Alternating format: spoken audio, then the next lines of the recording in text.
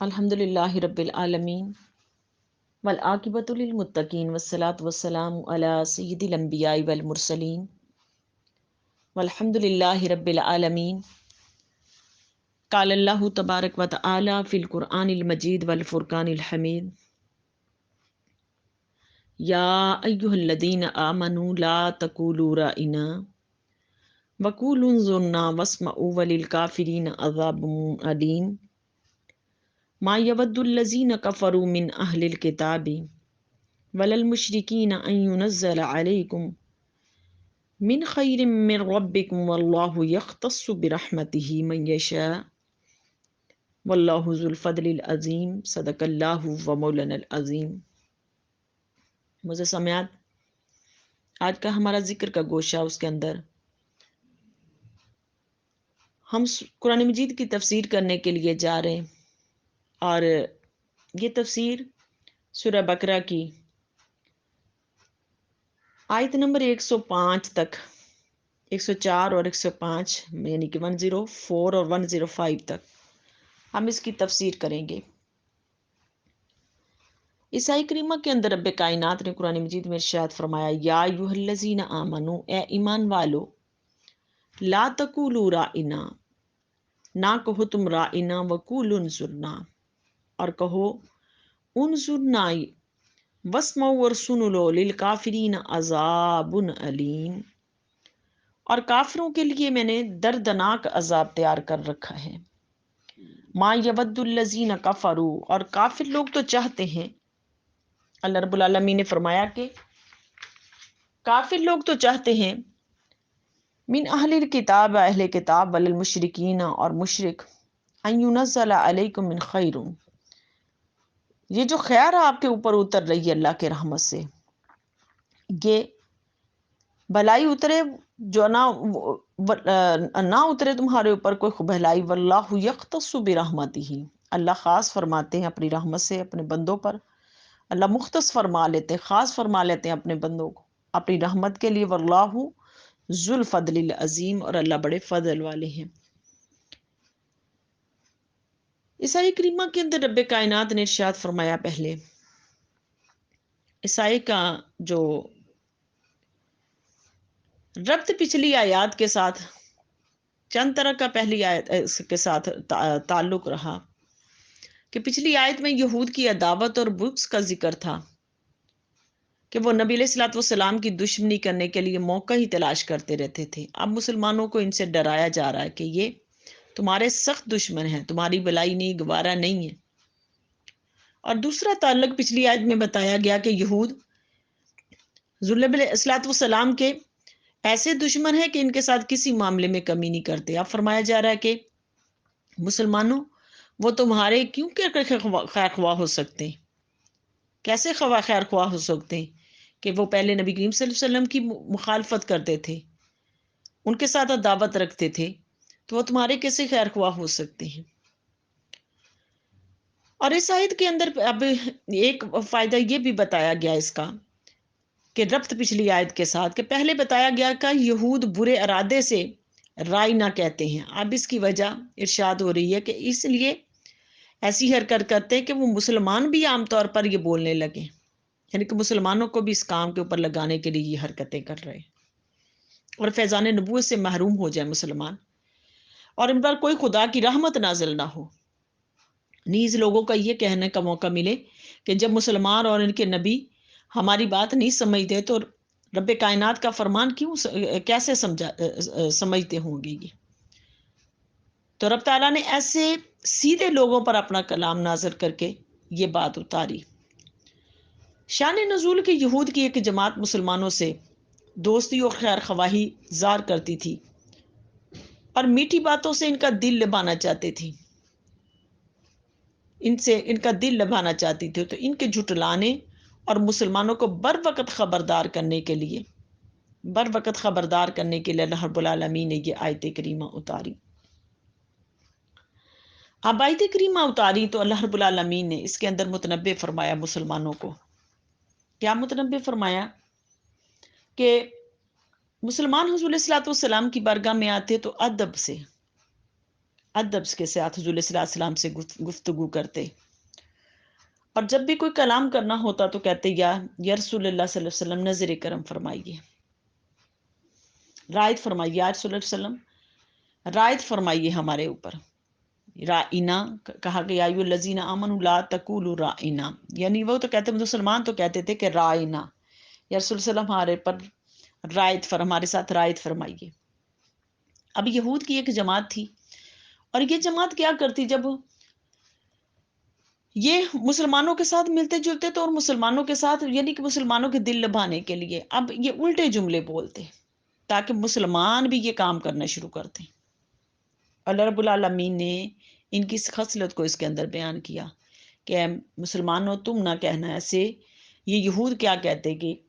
رائنا معاذ اللہ، اپنے زبان کو مروڑ کے گفتگو کرتے، اس کا معنی کچھ بدل جاتا ہے، یعنی کہ رائنا کہتے معاذ اللہ، اس کے معنی تھے، اس کے معنی یہ بنتے کہ معاذ اللہ ہمارا چرواہا۔ تو اللہ رب العالمین نے ان کی گستاخی کو سامنے رکھا، ان کی گستاخی کو سامنے رکھا کہ اے مسلمانوں تم نہ ایسے کہنا، اپنے نبی کی بے ادبی نہ کرنا، اگر تم نے نبی کی بے ادبی کی تو سمجھ لو تم نے اپنے رب کو ناراض کیا۔ اب رب کائنات نے ان کی اس بات کا رد کیا، ان کی اس بات کا رد کیا کہ تم ایسے نہ کہنا، بلکہ تم اب یہ کہنا شروع کر دو کہ یا رسول اللہ انظر حالنا، کہ ہمارے پر نظر کرم فرمائیں۔ انظرنا، اب قرآن مجید نے کہا کہ انظرنا، کہ ہم پر نظر فرمائیں۔ اللہ پاک نے حضور کی بارگاہ کا ادب سکھایا، یہاں پر بارگاہ حبیب کا ادب سکھایا۔ دیکھو اللہ رب العالمین خود اپنے محبوب کی بارگاہ کا ادب سکھا رہے ہیں اس آیت کریمہ کے اندر، ادب سکھا رہے۔ تو صحابہ کرام کیا کرتے پھر اس ادب کے اندر؟ حدیث پاک میں ہے کہ حضرت سعد بن معاذ، اور بعض روایت کے مطابق سعد بن عبادہ جو نا اس حدیث کے راوی ہیں، کہ یہود کو لفظ رائنا غلط معنی میں استعمال کرتے ہوئے جب انہوں نے سنا نا، سعد بن معاذ نے یا سعد بن عبادہ نے، اور کہنے لگے کہ یا آدھا اللہ علیکم لعنت اللہ والذی نفسی بیدہ لئن سمیتها من رجل منکم یقولها لرسول اللہ صلی اللہ علیہ وسلم لادربن عنقه هو وقالوا لستم تقولونها فنزلت هذه الآیہ۔ کہنے لگے کہ حضرت سعد بن معاذ کہنے لگے کہ اللہ کے دشمنوں، اگر میں نے تمہاری زبان سے یہ الفاظ دوبارہ سن لیے تو میں تمہارا سر قلم کر دوں گا، سر تمہارا گردن سے اڑا دوں گا، تمہارے سر کو قلم کر دوں گا۔ اس پر یہ آیت کریمہ اتری، آیت کریمہ اتری کہ تم ایسے الفاظ مت بولو۔ صحابہ کرام کو حکم دیا کہ حضور کا ادب کرو، اور ان کافروں سے متنبع کر دیا، ان یہودیوں سے متنبع کر دیا مسلمانوں کو کہ تم الرٹ ہو جاؤ، دیکھ لو یہ تمہارے ایمان کو نقصان پہنچانا چاہتے ہیں، ایمان کو نقصان پہنچانا چاہتے ہیں۔ تو اللہ رب العالمین نے ان کی اس خصلت کو بھی کھول کے قرآن کے اندر بیان فرما دیا کہ یہ پچھلے انبیاء کے تو دشمن تھے ہی تھے، یہ حضور کے بھی دشمن ہیں، اور ساتھ صحابہ کرام کے بھی دشمن، ان کے ایمان کو بھی نقصان پہنچانا چاہتے ہیں۔ اب کیونکہ صحابہ کرام تو رسول اللہ صلی اللہ علیہ وسلم سے بے پناہ محبت کرتے تھے، تو اللہ رب العالمین نے ان کے ایمان کو بچانے کے لیے آیت کریمہ دے دی کہ تم اپنے ایمان کو مضبوط کر لو حضور صلی اللہ علیہ وسلم کے ساتھ جڑ کے۔ تو آج ہمیں بھی اللہ رب العالمین یہ قرآن کی آیتیں ہمیں بھی اس چیز کی طرف لے کے آتی ہیں کہ حضور صلی اللہ علیہ وسلم کی محبت در حقیقت ایمان ہے، ایمان ہے۔ اگر حضور صلی اللہ علیہ وسلم کے ساتھ محبت ہے تو سمجھ لو ایمان بھی باقی ہے، اگر حضور صلی اللہ علیہ وسلم کے ساتھ محبت نہیں تو ایمان بھی باقی نہیں، ہمارا ایمان بھی باقی نہیں ہے۔ تو اللہ رب العالمین نے آگے فرمایا کہ ما یود الذین کفروا، یہ کافر لوگ تو چاہتے ہیں، اللہ پاک نے فرمایا اور اہل کتاب، کہ تمہارے اوپر کوئی خیر ہی نہ اترے، کوئی بھلائی نہ اترے، کوئی بھلائی نہ اترے کوئی تمہارے اوپر۔ تو اللہ پاک نے ان کی جو خصلت کو بیان فرمایا کہ یہ اہل کتاب اور کافر مشرک لوگ، یعنی کہ یہود تو اپنے آپ کو نبوت کا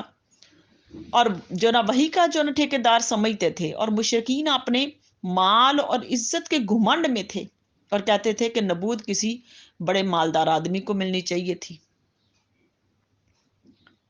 تو اگر مالدار آدمی کو ملتی تو کہتے نعیم ابن مسعود طائفی کو ملتی، یا ولید ابن مغیرہ مکی کو ملتی، یعنی وہ جو طائف کا سردار تھا جس کے پاس بڑے مال تھے، باغات تھے، اس کو ملتی نبوت، یا ولید ابن مغیرہ جو مدینہ میں رہتا تھا، اس کے پاس بڑا مال و دولت، اس کو مت ملتی۔ تو اللہ رب العالمین نے اب ان کی اس بات کا بھی رد کیا کہ یہ کہتے تھے کہ یہ نبوت جو ان کو ملنی چاہیے تھی، مکہ اور مدینہ کے سرداروں کو، کفار کے سرداروں کو ملنی چاہیے تھی نبوت، یہ نبی کریم صلی اللہ علیہ وسلم کو کیوں مل گئی؟ اس پر آئے کریمہ اتری کہ واللہ یختص برحمتہ من یشاء، اللہ جس کو چاہتا ہے اپنی رحمت سے خاص کر لیتا ہے، اپنی رحمت کے لیے خاص کر لیتے ہیں۔ واللہ ذو الفضل العظیم، اور اللہ رب العالمین بڑے فضل والے ہیں، بڑی رحمت والے ہیں۔ اب اللہ رب العالمین نے اس بات کا جو رد کر دیا، ان کی اس بات کو رد کر دیا کہ یعنی کہ یہ جو کفار ہیں، یہ یہود ہیں، یہ کلمہ تحقیر کو کیسے بیان کر رہے ہیں؟ کلمہ تحقیر کو، یعنی کہ یہ جو لفظ بولتے تھے رائنا، معاذ اللہ ان کی زبان کے اندر یہ گالی تھا، گالی تھا، اور بطول گالی استہزاء یہ ایسے جو نا الفاظ بولتے تھے۔ یہ عبرانی اور سریانی زبان کا جو لفظ تھا اور اس کو یہ بولتے تھے۔ اور عربی زبان میں لفظ جو رائن ہے، اس کے معنی صاحب رعونت یعنی متکبر کا تھا، ایک معنی جاہل اور احمق کا بھی ہے۔ اور یہ ایسے کر کے، اور رائن لفظ تھا وہ رعونت سے تھا، رائنا رائد سے تھا، اس کے معنی ہے کہ ہمارے حال کی رائد فرمائیے۔ اور رائن اور رائنا بولتے وقت کوئی بدبخت اضافت کا تعلق بنا سکتا تھا، اور اسی طرح لفظ رائن کا معنی بھی اور مفہوم بھی ادھر منسوب کیے جانے والے کا امکان تھا۔ تو اللہ پر رائن یعنی کہ وہ لفظ تھا رعونت اور متکبر کے لیے، یعنی کہ اپنے الفاظ زبانوں سے رعونت اور تکبر ان کے نکلتا تھا، رعونت اور تکبر نکلتا تھا۔ تو اللہ رب العالمین نے یہ رعونت اور تکبر جو ان کی زبانوں سے بھی جھلکتا تھا، ان کے کلام سے، ان کے افعال سے جھلکتا تھا، اللہ پاک نے سارا کھول کے عیسائی کریمہ کے اندر بیان فرما دیا، اور کہہ دیا کہ یہ نبی کریم صلی اللہ علیہ وسلم کے ایسے دشمن ہیں کہ کلام سے بھی رسول صلی اللہ علیہ وسلم کو عزا دیتے ہیں، اور اپنے معاملات سے بھی رسول صلی اللہ علیہ وسلم کو عزا دیتے ہیں۔ تو اللہ پاک نے فرمایا کہ یہ نبوت میں چن لیتا ہوں، واللہ یختص من یشاء، اللہ جس کو چاہتے ہیں خاص کر لیتے ہیں اپنی نبوت کے لیے، اللہ بڑے فضل والے ہیں۔ تو عیسائی کریمہ سے دیکھیں ہمیں فائدہ ملا، اس پر کچھ جو نا پہلا فائدہ یہ ہے کہ اللہ پر کچھ واجب نہیں، نہ کسی کا اس پر ذاتی حق ہے، اس نے خود اپنے فضل سے جو حق جس کو دے دیا وہ درست ہے۔ اور دوسرا فائدہ کہ اللہ کی نعمت محض اس کے فضل سے ملتی ہے، ہاں بعض نعمتوں میں سے بعض ظاہری اسباب کے بظاہر اس کے اندر داخل ہو جاتی ہے۔ اور تیسرا فائدہ نبوت جو ہے نا وہ محض وہبی ہے، اس میں کسب کا کوئی دخل نہیں، کہ اللہ پاک کی عطا ہے، اس کے اندر کوئی کسی کا کسب کا دخل نہیں ہے، یہ اللہ کی عطا ہے، جس کو چاہیں اللہ پاک عطا کرتے۔ اور چوتھا فائدہ کہ اللہ تعالیٰ نام اہل پر فضل نہیں کرتے، بلکہ اپنا فضل جو اہل ہوتا ہے اس کے اوپر کرتے ہیں، اپنی رحمت اس کے اوپر کرتے ہیں جو اس رحمت کو اٹھانے والا ہوتا ہے، اللہ پاک اس کے اوپر اپنی رحمت کا جو نا اور فضل کر دیتے ہیں۔ اور پانچواں فائدہ، حسد بڑی بری بیماری ہے، اس میں حاسد خود اپنا نقصان کر لیتا ہے، اور محسود جو ہے نا اس کا کچھ بھی نہیں بگاڑ سکتا۔ تو اللہ رب العالمین ہمیں اس حسد جیسی بیماری سے بھی اللہ پاک ہمیں نجات عطا فرمائے۔ عیسائی کریمہ سے ہمیں کیا فائدے ملے؟ کہ فائدے یہ ملے کہ حضور کا ادب ملا، کہ آیت کریمہ میں ہمیں حضور علیہ الصلوۃ والسلام کا ادب کرنا ہے، حضور کی بارگاہ سے ادب کیا ہے؟ در حقیقت ہمارا ایمان ہے کہ ہم اپنے ایمان کی مضبوطی کر رہے ہیں۔ اور دوسرا کہ ہم حسد سے بچیں، حسد کیا ہے؟ یہ نیکیوں کو کھا جاتا ہے۔ اللہ رب العالمین ہمیں حضور علیہ الصلوۃ والسلام کے ساتھ سچی پکی محبت نصیب فرمائے، حضور کا ادب نصیب فرمائے، اور حسد جیسی بیماری سے اللہ کریم ہمیں نجات عطا فرمائے۔ وما علینا الا البلاغ۔